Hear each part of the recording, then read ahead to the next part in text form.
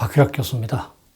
오늘은 위험한 제갈공명놀이라는 제목으로 한번 제가 말씀을 드려보겠습니다. 제갈공명놀이라는 것은 제가 붙인 이름입니다. 이 유튜브를 만들어야 되겠다고 생각한 계기가 몇 가지 있습니다. 왜 우리나라 사람들은 음모론을 많이 제기하고 이렇게 쉽게 음모론에 빠져들어갈까? 또 왜 사람들은 딥스테이트, 글로벌리스트, 일루미나티 등을 열광적으로 언급할까? 왜 일반인들이 국제정치학자나 군사학도들보다 국제정치나 군사학에 대해서 더욱 잘 안다고 생각할까? 왜 한국의 집단지성은 향상되지 않을까? 그리고 마지막으로 지난번에 말씀드렸습니다만 왜 우리 한국 사람들은 전략적이지 않을까? 이러한 의문들 제 나름대로 생각을 해보면서 그중 하나의 원인으로 제가 제갈공명놀이를 생각하게 됐습니다. 우선 우리 국민들께서 생각하시는 데 대해서 제 나름대로 조금 잘못된 부분이 있는 것 같습니다. 첫째, 특별한 위인 또는 초인이 있다고 생각하시는 것 같습니다. 저는 그렇게 생각하지 않습니다. 제야의 고수가, 진정한 고수가 있다고 생각하는데 저는 그렇게 생각하지 않습니다. 오랜 전통을 가진 중국의 검법 고수들이 아마추어 권투 선수한테 여지없이 패배하더라고요. 이야기 속으로는 제야 고수가 있겠지만 저는 실질적인 제야 고수는 저는 없다고 생각합니다. 또 많은 사람들은 간단하게 어떤 문제를 해결하는 묘수가 있다고 생각하는 것 같습니다. 저는 그렇게 생각하지 않습니다. 저는 신의 한 수는 없다는 생각입니다. 그리고 특효약을 찾는 사람들, 여러분들 잘 아시지 않습니까? 결국 병을 고칠 골든타임을 놓치고 나중에 후회하게 되었습니다. 또 많은 사람들은 하나를 단서로 해서 전체를 알 수 있다고 생각하고 거기에 열광하는 것 같습니다. 그러나 저는 그렇게 생각하지 않습니다. 뭐들 알아도 사실은 이해하기 어려운 건데 하물며 하나를 알고 어떻게 알겠습니까? 단서가 적을수록 틀릴 확률, 즉 위험이 높아지는 겁니다. 그래서 결국 이러한 주장을 하는 사람들은 비슷합니다. 대부분 방법 제시 없이 당위성 이렇게 돼야 된다 하는 것만 강조하고 있습니다. 착하게 살아야 된다만 강조하는 거죠. 그걸 누가 모르겠습니까? 문제는 어떻게 하면 착하게 사느냐가 어려운 거죠. 그리고 자신은 실천하지 않은 채 남한테만 요구하고 남이 하는 것을 비판만 합니다. 저는 현재 우리 사회에 이렇게 잘못된 분들이 많고 그러한 사람들이 상당히 여론에 영향을 끼치고 있다 생각을 합니다. 옛날 군에 있을 때 들은 말을 기억을 합니다. 축지법은 없다. 부지런히 걷는 결과일 뿐이다. 축지법이 있었으면 좋겠죠. 그러나 없습니다. 여러분들 잘 아시잖아요. 그러면서도 믿고 싶어 하는 게 또 사람입니다. 당연히 축지법을 믿고 있는 사람은 어리석은 사람이죠. 제가 이전에 유튜브에서도 한번 말씀드렸습니다만 우리가 이와 같이 믿게 된 근본 배경 중에 하나는 저는 삼국지 연의를 지나치게 신봉하고 있기 때문이라고 생각을 합니다. 근데 제가 이전에 유튜브에서도 말씀드렸지만 삼국지 연의는 대부분이 허구입니다. 진수라는 사람이 3세기경에 삼국지를 쓴 것은 맞습니다. 이것은 사기와 비슷한 것이요. 정사겠죠. 그런데 이 사람이 촉의 관리를 했습니다. 따라서 아마 촉과 제갈공명에 관한 부분이 조금 더 과장되어 있을 겁니다. 그런데 삼국지 연의는 그로부터 1000년 후 나완중이라는 사람이 그 당시까지 내려오던 구전 그리고 희곡 이런 것들을 총망라해서 삼국지 통속 연의로 정리한 겁니다. 그 계기는 당시에 몽골족, 원이 중국을 지배하고 있었거든요. 그래서 그런 이민족의 지배하에 있는 한족에게 희망과 자부심을 부여하기 위해서 작성한 겁니다. 또 연의라는 뜻 자체가 소설이라는 뜻입니다. 그리고 촉을 정통으로 하는 것부터가 정사하고는 전혀 맞지 않고요. 그 진수도 위를 정통으로 설명하고 있습니다. 그리고 세부적인 사항은 뭐 말할 필요도 없이 대부분이 허구지요. 근데 제가 한때 조선시대의 병설을 한번 공부해보고자 노력을 했었습니다. 근데 제가 몇 권을 보고는 그만뒀는데요. 그 이유 중에 가장 큰 게 그 삼국지 연의에 나오는 그 사례가 전사의 사례처럼 기록되어 있습니다. 소설을 전략과 병법의 사례로 쓰니까 어떻게 성공하겠습니까? 영어에 이런 말이 있습니다. When a rubber meets the road. 자동차 타이어의 고무가 땅에 닿을 때 그게 바로 현실을 경험하게 된다는 뜻입니다. 자동차가 공중에서는 잘 돌아가지요. 그러나 길이라는 현실에 부딪히게 되면 그렇게 잘 돌아가지 않습니다. 그러니까 삼국지 연의는 자동차가 공중에서 헛바퀴 도는 것과 똑같습니다. 그걸 어떻게 자동차에 대한 실험 데이터로 쓸 수 있겠습니까? 제가 제갈공명놀이라고 말씀을 드렸지 않습니까? 그 뜻은 전부 다가 제갈공명이 되고자 한다는 겁니다. 또는 제갈공명인 것처럼 행동하고 말한다는 겁니다. 그런데 이 제갈량 또는 제갈공명 자체가 상당한 부분이 허구입니다. 진수의 삼국지에는 제갈량은 군대 통솔은 뛰어나지만 임기응변의 책략은 부족하다고 평가하고 있습니다. 적벽대전에서의 활약, 또 북벌 추진, 맹해에 대한 칠종칠금, 이건 대부분 허구입니다. 그리고 부하들한테 지시를 하면서 제일 처음 위기에 처했을 때는 빨간 주머니를 열어보고 그 다음에는 파란 주머니, 그 다음에는 노란 주머니를 열어보면 거기에 지시사항이 있으니 그대로 하면 된다. 그게 어떻게 가능하겠습니까? 그런데 삼국지 연의에 묘사된 제갈공명의 능력이 어떤 건지 아십니까? 간단합니다. 탁월한 전략이 아닙니다. 미래를 미리 아는 겁니다.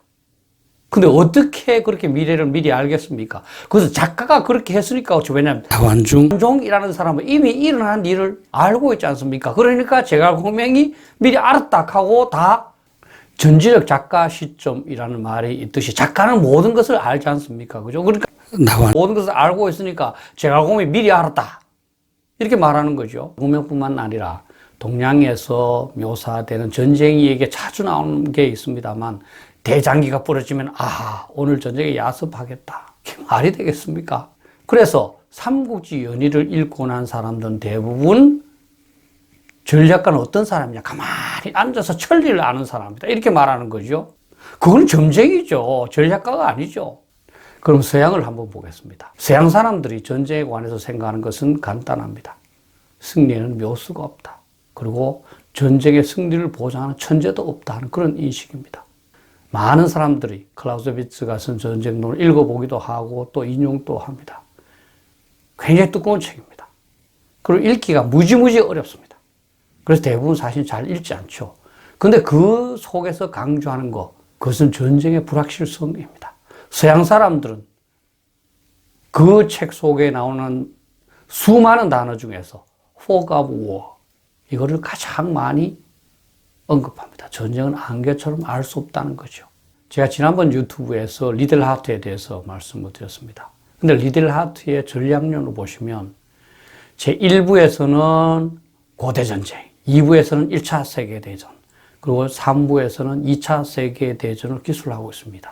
그건 뭐냐 하면 실제 일어난 전사에 근거해서 자기 나름대로의 이론을 정립한 겁니다. 경험론적인 그런 접근이죠. 실제 일어난 사실에 근거해서 어떻게 하면 전쟁에 이길 수 있는지를 설명하고 있다는 겁니다. 우리처럼 삼국지 연의라는 소설에 근거해서 이렇게 하면 전쟁에 이긴다, 저렇게 하면 전쟁에 이길 수 없다, 그렇게 말하는 게 아니라는 거죠. 서양 군인들이 또 가장 많이 쓰는 게 있습니다. 전쟁의 최초 희생자는 작전 계획이다. 그러니까 전쟁이 일어나면 그때까지 세워놓았던 작전 계획은 소용없게 된다. 우리가 나름대로 고민해서 가정을 세우고 예상했던 것이 맞지 않게 된다는 겁니다. 그래서 충분한 군사력과 지휘관의 군사력 운영에 대한 임기응변을 중요시하는 거죠. 근데 우리 동양에서는 어떻게 생각합니까? 이미 전쟁에 들어가기 전에 이미 승패가 결정된 거죠. 왜냐하면 제갈공명 같은 사람이 이미 모든 기승전결을 다 세워놨으니까. 그건 소설이니까 가능하죠. 현재 우리 사회는 제갈공명 놀이가 만연한 것 같습니다. 실태를 한번 볼까요? 어떤 사실을 있는 그대로 절대로 받아들이지 않습니다. 그 사실 뒤에 있는 음모를 파악해야 진정한 전략가고 고수라는 거죠. 그래서 많은 사람들이 딥스테이트, 일루미나티 같은 것을 거론하고 그걸 알아야만 조금은 그래도 이 세상 돌아가는 것을 아는구나, 이렇게 생각하는 거죠. 다른 사람들 전부 음모론으로 보기 때문에 어떤 사람이 노력하고 또 어떤 사람이 진실을 계속 해명을 해도 아무도 그것을 받아들이지 않습니다.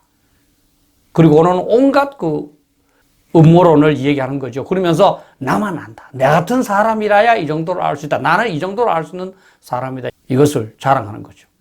그리고 우리나라에서는 모든 것을 파악한 다음에 절대로 결론을 내리면 안 된다고 생각합니다. 그거는 하수죠.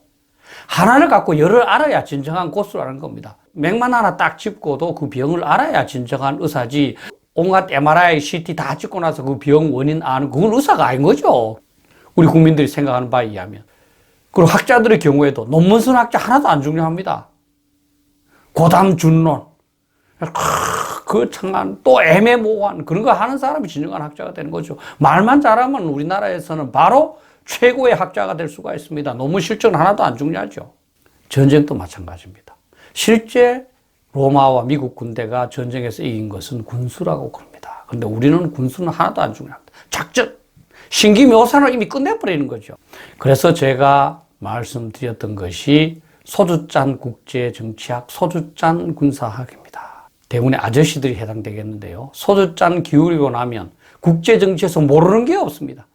소주 한 잔 들어가면 군사에 대해서 모르는 게 없습니다.